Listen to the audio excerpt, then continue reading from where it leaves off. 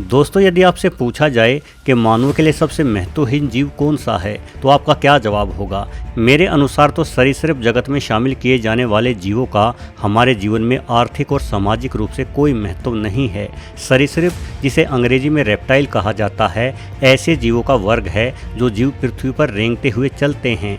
ना ही इनकी त्वचा पर बाल होते हैं और भले ही ये पानी में रहते हो, किंतु सांस लेने के लिए रेप्टाइल्स भी स्तनधारियों की ही भांति सीधे तौर से हवा पर ही निर्भर होते हैं।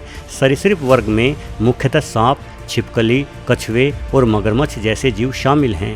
मानवों के लिए सरीसृप बेहद ही कम महत्वपूर्ण इसलिए हैं क्योंकि जीवों की इस प्रजाति को ना ही इंसानों द्वारा पालतू बनाकर रखा जाता है, ना ही इन्हें भोजन के रूप में इस्तेमाल किया जाता है और ना ही इनका व्यापार आदि होता है।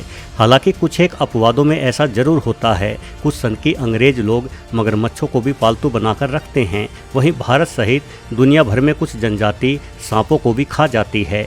देखा जाए तो कछुआ ही ऐसा रेप्टाइल है जिसे शायद इंसानों द्वारा सबसे अधिक पालतू भी रखा जाता है और खाया भी जाता है। लेकिन फिर भी अन्य जीवों के मुकाबले रेप्टाइल्स की मानव के साथ घनिष्ठता बेहद ही कम है। इसके बहुत से कारण हैं जिन्हें आप आज के वीडियो में जान पाएंगे। साथ ही ये भी जान पाएंगे कि अनुकूलन के आधार पर रेप्टाइल्स की आदतें और व्यवहार कैसा होता है। दोस्तों, इंसानों और रेप्टाइल्स के बीच एक बेहद लंबा अंतर है। ये ऐसा अंतर है जिसे पीढ़ियों या वर्षों में नहीं मापा जा सकता। रेप्टाइल्स वो जीव हैं जिनसे पृथ्वी के स्थल पर जीवन की शुरुआत हुई थी। करोड़ों वर्षों तक पृथ्वी पर केवल समुद्रों में ही जीवन था। समुद्र से ही कुछ मछलियां हवा में सांस लेना सीख गई और धरातल पर आकर रेंगने लगी। इन मछलियों से ही उभयचर और सरीसृप यानी रेप्टाइल्स जैसे जीव बने। पृथ्वी पर रेप्टाइल्स की उत्पत्ति कम से कम 30 करोड़ वर्ष पुरानी मानी जाती है। वहीं हम मनुष्यों का अस्तित्व मात्र 2 लाख साल से ही है। जाहिर है हम में और रेप्टाइल्स के बीच में युगों युगों का अंतर है। इंसानों और रेप्टाइल्स के बीच दूरी की सबसे बड़ी वजह यह है कि रेप्टाइल्स को कुछ भी सिखाया या समझाया नहीं जा सकता। ये जितनी बुद्धि लेकर पैदा होते हैं उतनी ही बुद्धि के साथ मर जाते हैं।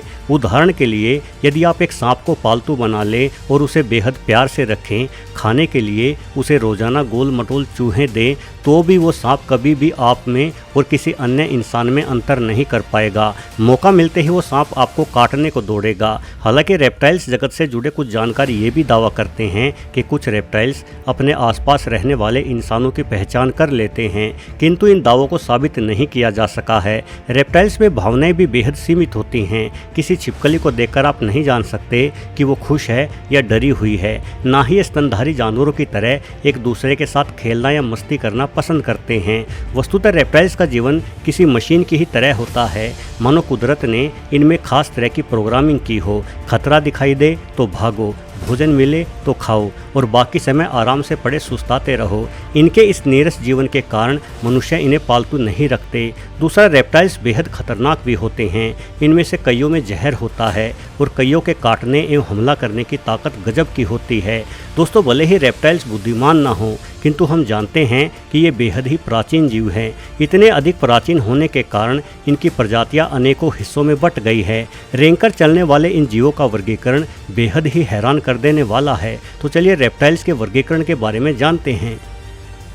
पेड़ पर रहने वाले रेप्टाइल। चलते समय रेप्टाइल्स का पेट जमीन पर घिसटता है, इसलिए इन्हें रेंगकर चलने वाला जीव माना जाता है। किंतु इसी तरह रेंगते हुए ये पेड़ों पर भी चढ़ जाते हैं। पेड़ तो छोड़िए, छिपकली जैसे छोटे रेप्टाइल तो दीवारों तक पर आसानी से चल लेते हैं। गिरगिट और कई तरह की छिपकलियों के साथ साथ सांप भी पेड़ पर रहने के लिए जाने जाते हैं। पेड़ों पर रहने वाले कुछ सांप तो उड़ना तक सीख गए हैं। ये सांप उड़ने के लिए खास तरीके से हिलते हुए हवा में तैरते अर्थात ग्लाइड करते हैं। ये हवा में एस का आकार बनाते हुए अपने शरीर को फैला लेते हैं। इस प्रक्रिया को अंडुलेशन कहा जाता है। ये सांप एक पेड़ से दूसरे पेड़ की टहनियों पर हवा में तैरते हुए ही पहुंच जाते हैं। वहीं जरा इस छिपकली को देखिए, ग्लाइड करने के लिए तो इसने अपने शरीर पर पैराशूट ही विकसित कर लिया है। इस छिपकली को ड्रैको नाम दिया गया है। ये बड़ी ही आसानी से 100 फीट से अधिक दूरी हवा में तैरती हुई प्राप्त कर लेती है। ये छिपकली दक्षिण भारत सहित अन्य दक्षिण पूर्वी एशियाई देशों में भी पाई जाती है। छिपकली और सांप के अतिरिक्त गिरगिट एक अन्य महत्वपूर्ण रेप्टाइल है जो पेड़ों पेड़ों पर निवास करता है। भले ही ये उड़ ना पाए, किंतु इसमें रंग बदलने की शानदार क्षमता होती है। एक गिरगिट अपनी दोनों आंखों से अलग अलग दिशा में अलग अलग वस्तुएं देख सकता है और इसकी जीभ तो गजब की होती है। अपने शरीर से भी लंबी अपनी जीभ को गिरगिट किसी हंटर की ही भांति शिकार पर दे मारता है और शिकार इसकी जीभ से चिपककर गिरगिट के मुंह तक पहुंच जाता है। बिल में रहने वाले रेप्टाइल। दोस्तों, सांप बिलों में रहने वाले रेप्टाइल्स की सबसे प्रमुख प्रजाति मानी जाती है, किंतु सच्चाई तो ये है कि अधिकतर सांप बिल नहीं खोद सकते, बल्कि ये चूहों आदि जैसे जीवों द्वारा पहले से खोदे गए बिलों को ही प्रयोग में लाते हैं। हालांकि दक्षिण पश्चिम भारत सहित दुनिया के कई हिस्सों में सांपों की ऐसी प्रजातियां भी पाई जाती हैं जो खुद से बिल खोदने में सक्षम है। क्योंकि रेप्टाइल्स ठंडे खून वाले प्राणी होते हैं, यानी ये मौसम के अनुकूल अपने शरीर के तापमान में बदलाव नहीं कर सकते, इसलिए रेप्टाइल्स अधिक गर्मी और ठंड के मौसम से खुद को बचाने के लिए बिलों में छुप जाते हैं। छिपकली की कई प्रजातियों को बिलों में रहने के लिए मुख्य तौर पर जाना जाता है, जिन्हें गो, गवेरा या विष खोपड़ी आदि नाम दिया गया है। आम धारणा में इन जीवों को जहरीला बताया जाता है, किंतु बिलों में रहने वाली छिपकलियों की ये प्रजातियां इंसानों के लिए पूर्ण रूप से हानि रहित है। ये छिपकली जहरीली नहीं होती। इन छिपकलियों की पकड़ बेहद ही मजबूत होती है, इतनी मजबूत कि ये अपने ऊपर खुद के वजन से कई गुना वजन सहन करके भी दीवार पर लटकी रह सकती है। प्राचीन समय में गोह का प्रयोग सेनाओं द्वारा किलों की ऊंची दीवारों पर चढ़ने के लिए किया जाता था। गो की पूंछ पर एक रस्सी को बांधकर उस गो को किले की दीवार पर चढ़ा दिया जाता था और उस गो की पूंछ पर बंधी रस्सी की सहायता से सारी सेना किले की दीवार पर चढ़ते हुए दूसरी ओर कूद जाती थी। बिलों में रहने वाले रेप्टाइल्स चूहे और खरगोशों जैसे छोटे स्तनधारियों का शिकार करने के लिए जाने जाते हैं। पानी में रहने वाले रेप्टाइल्स।